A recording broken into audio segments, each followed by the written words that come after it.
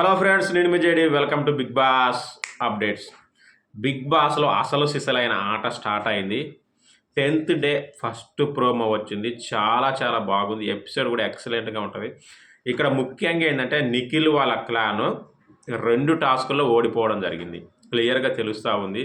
ఇక నిఖిల్ గురించి చాలా గొప్పలు చెప్పారు చాలామంది. నిన్న ఎవరో కామెంట్లో కూడా అరే నిఖిల్ గురించి ఏమన్నా అన్నావంటే అన్న టైప్లో ఛాలెంజ్ చేశాడు. ఈడ చూస్తే ఫస్ట్ టాస్క్లో 2 అమ్మాయిలతో పోటీ పడలేకపోయాడు నిఖిల్.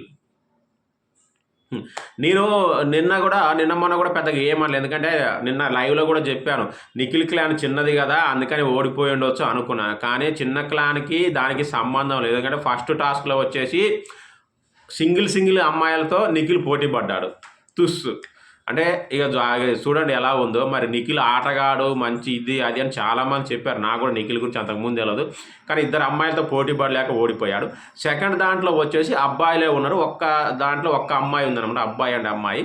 సో దాంట్లో కూడా నిఖిల్ ఓడిపోవడం జరిగింది. నిన్న కామెంట్ చేసిన మహానుభావుడా మరి ఏంది మీ నిఖిల్ టాలెంట్ ఇంతేనా? సో నిఖిల్ అయితే అమ్మాయిలతో పోటీ పడలేక చతికిల పడిపోతున్నాడు.